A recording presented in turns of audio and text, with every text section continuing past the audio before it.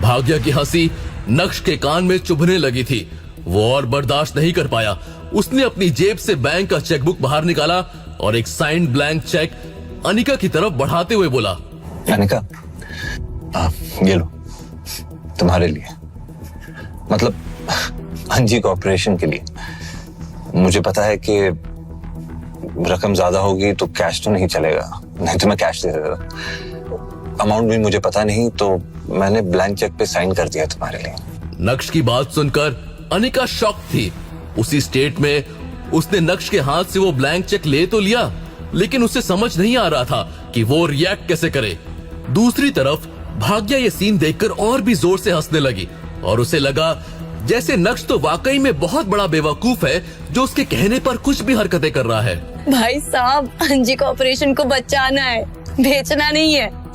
और तुम्हें पता है ना कि ब्लैंक चेक देने से कुछ फायदा नहीं है, बैंक में पैसे होने चाहिए। और तुम्हारे पास तो इतना माल है नहीं। हाँ, हम सबको पता है तुम्हारे बैंक में कितने पैसे हैं। देख लिया तुमने, अब वापस दे दो प्लीज। और ये बताओ, तुम्हारे पास माल है? नहीं, लेकिन अभी भाग्या ने बोलना शुरू ही किया कि तभी नक्श ने उसे बीच में ही टोकते हुए कहा, इसके बाद खुद खर्च करने के लिए नहीं होता ना, वो फ्री में ज्ञान नहीं बांटता, ठीक है? भाग्या की गुस्सैल आंखें नक्श को ऐसे घूरने लगी जैसे मानो अभी नक्श का खून ही कर बैठेगी। लेकिन अब भाग्या के पास बोलने के लिए कुछ नहीं था।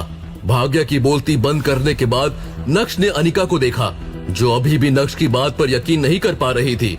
वो उस ब्लैंक चेक को साइड में ही रखने वाली थी कि तभी नक्श ने कहा, अनिका, एक सेकंड प्लीज। अगर तुम चाहो ना तो नेट बैंकिंग में मेरे अकाउंट में चेक कर सकती हो कि मेरे पास पैसे है कि नहीं। अनिका भी नक्श की बात पर भरोसा करना चाहती थी, लेकिन वो भरोसा नहीं कर पा रही थी क्योंकि नक्श के पास कोई जॉब ही नहीं थी। पूरे दिन तो नक्श घर में बैठा रहता है, घर के सारे काम करता है। आज अचानक से वो आया और उसने ब्लैंक चेक देते हुए कहा कि अंजी कॉर्पोरेशन को बचा लो। अगर अनिका की जगह कोई भी होता तो उसके लिए भी नक्श की बात पर यकीन करना उतना ही डिफिकल्ट होता जितना अभी अनिका को हो रहा था। वैसे तो नक्श ने भाग्या का मुंह बंद करवा दिया था, लेकिन अभी इस टॉपिक पर भाग्या को लगा कि वो नक्श को दबा सकती है। दीदी, ये आपको चेक करने बोल ही रहा है तो आप चेक कर लीजिए ना, उसके सेटिस्फैक्शन के लिए। और हम सबको पता है उसके अकाउंट में कितने ही पैसे होंगे, 2 रुपए। अब हर तरफ से अनिका को प्रेशर फील हो रहा था। अनिका ने एक बार फिर से नक्श की ओर देखते हुए कहा, नक्श, तुम सच में चाहते हो कि मैं तुम्हारा बैंक अकाउंट चेक करूं? हाँ, मैं सच में चाहता हूँ कि तुम मेरा बैंक अकाउंट चेक करो, क्योंकि मैं तुमसे तो कभी झूठ बोलूंगा नहीं अनिका। अनिका से ज्यादा तो भाग्या एक्साइटेड दिख रही थी। तुम क्या लैपटॉप के अंदर ही घुस जाओगी क्या? बैठ जाओ आराम से, देख रही है ना, बैठो।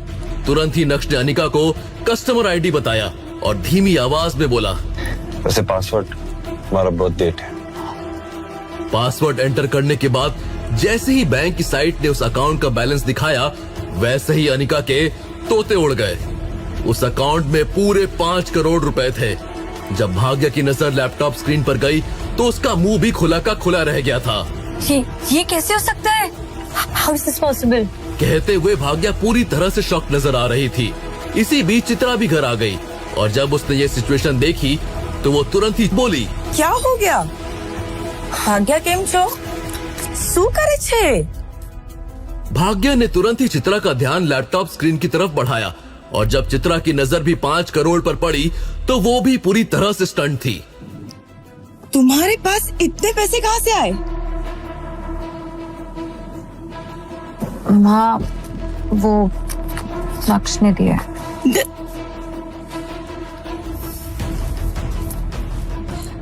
तुम्हारे पास इतने पैसे कहाँ से आए? I'm sorry, मैं वो बता नहीं सकता आपको, लेकिन हाँ ये जरूर बता सकता हूँ कि जहाँ से भी आए हैं कोई गलत सोच से नहीं आए हैं, तो इसका इस्तेमाल कर सकते हैं। अनिका, तुम इन पैसों का आंख बंद करके इस्तेमाल कर सकती हो, सच में। ये बोलने के बाद नक्श ने अपनी एक नजर भाग्या पर डाली और बोला, भाई बड़े बेशरम लोग हैं यहाँ पे, इतनी बेइज्जती होने के बावजूद यहीं खड़े हुए, लगता है और कोई काम धंधा नहीं है। क्या करें, सारा काम मुझे ही करना पड़ रहा है आजकल। ये सुनकर भाग्या पूरी तरह से स्टंट रह गई थी। जिस आदमी के मुंह में पहले जुबान नहीं थी, आज वही जुबान कैंची की तरह चल रही थी। शर्म और गुस्से के मारे भाग्या का चेहरा पूरा लाल हो गया था।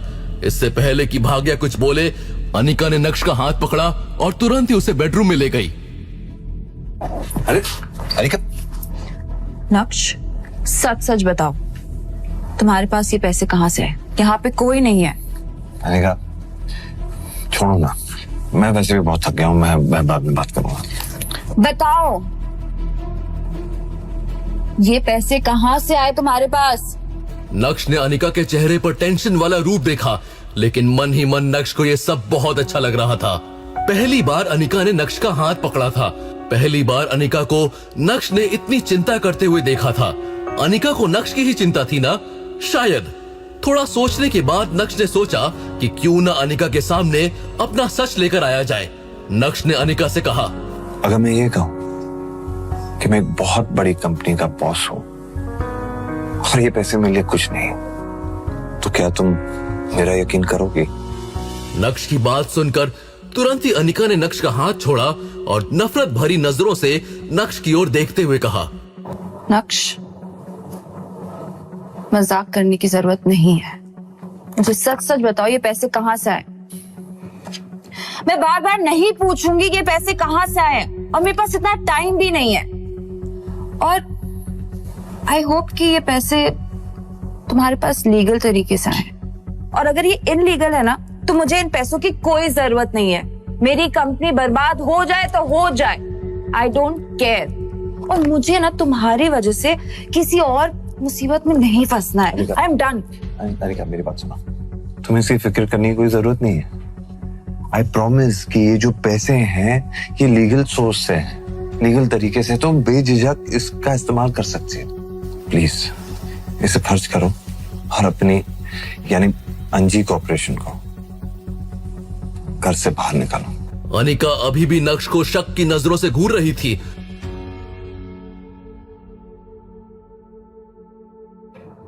ठीक है, मैं तुम पे भरोसा कर रही हूँ, और तुम भी चिंता मत करो, मैं तुम्हें पैसे जल्दी लौटा दूंगी, जितनी जल्दी हो सकेगी उतनी जल्दी। Okay, thank you. You welcome. नक्श ने अपना हाथ हिलाया और सबसे पहले कमरे से बाहर निकला। बाहर आकर नक्श ने देखा कि भाग्या तो वहाँ से जा चुकी थी। ये जानकर नक्श को अच्छा नहीं लगा। शायद नक्श भाग्या की और खिंचाई करना चाहता था। तभी इतने में चित्रा वहाँ आई और उसने फिर से नक्श से पूछा, नक्श, तुम्हारे पास 5 करोड़ रुपए कहाँ से आए?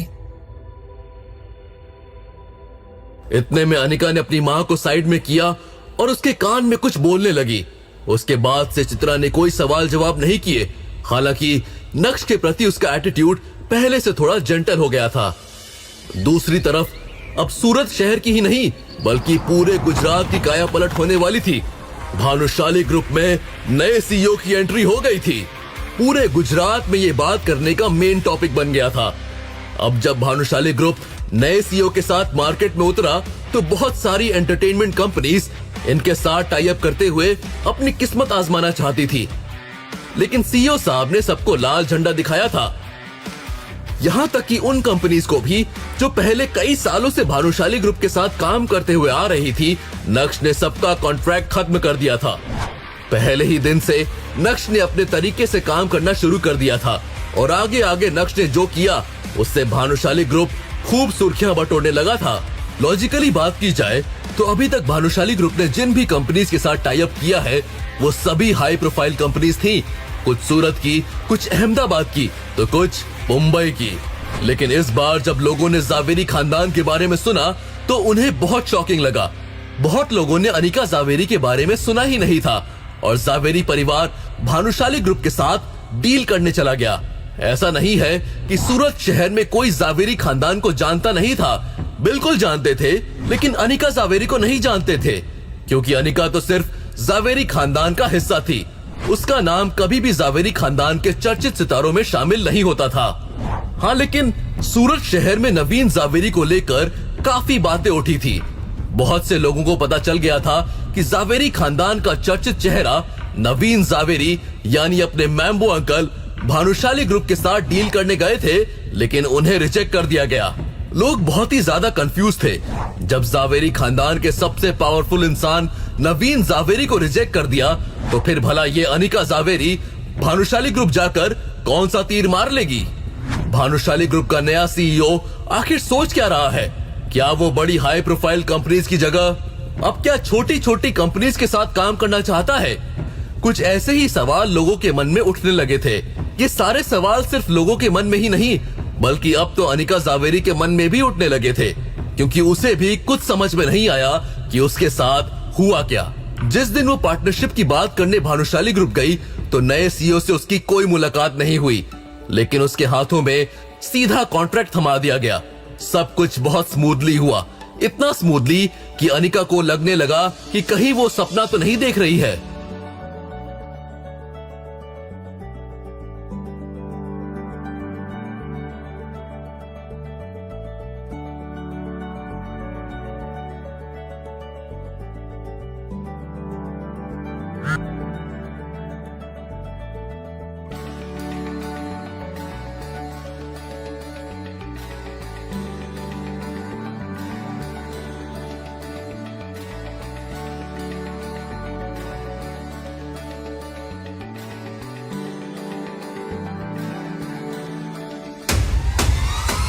आगे की कहानी जानने के लिए नीचे दिए गए लिंक से डाउनलोड करें पॉकेट FM ऐप।